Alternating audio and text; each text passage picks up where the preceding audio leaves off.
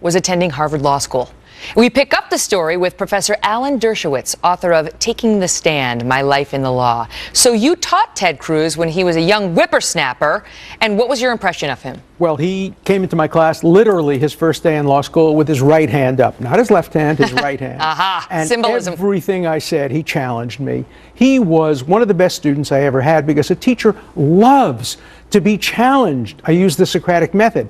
Everything I said, he disagreed with. I was against the death penalty, he's in favor. I was in favor of the exclusionary rule, he's against it. And he made such brilliant arguments that I never had to play the devil's advocate. Even as a law student, he was there. He had that sort of thinking. He had been a champion debater at Princeton, and he and his Princeton roommate sat next to each other, and he was an African-American, a black kid from Jamaica, two of the most brilliant guys at Harvard Law School, and they were inseparable, and they had a team tag match. One guy finished, the other guy would raise his hand.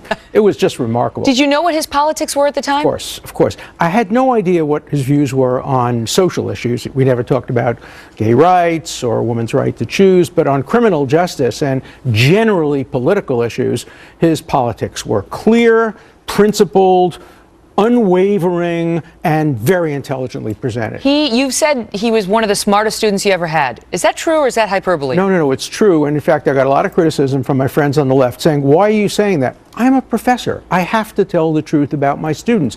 Even if I disagree with their views, even if I'm not going to vote for him, I'm not going to change history and pretend that this brilliant student was anything. Now, you also had Elizabeth Warren. I just want to say, saying for the record, I'm not making this a political segment, just noting for the record. I have to ask you, while I have you here, there was this big case involving you, and it really was, you were a tangential issue to it, but there was a young girl who claimed she had been sexually assaulted by several men, and somehow your name got thrown into the mix, and she started accusing you, and you denied from the beginning you had anything to do. You said, I've never even met this girl, and now the people who filed that case against you have just acknowledged that it was a mistake. Right. The former FBI director, Louis Freeh, has come out. You hired him to investigate the matter, said there's been no evidence to support these accusations. He said the totality of the evidence refutes the allegations made against you. Do you feel vindicated? Well, it's been 15 very difficult months for me and for my family, my children, my grandchildren. I'm gratified that now I think the world will see that this was a baseless charge. I want to go on with my life.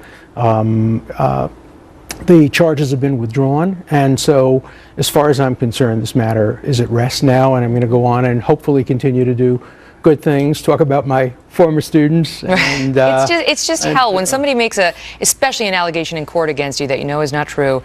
It's hell. And if it can happen to you, it can happen to anybody. Great to see you, Professor. Thank you so much. We'll continue to follow it. Also tonight, how a simple remark from President George W. Bush turned into a powerful lesson for one of the country's top political journalists.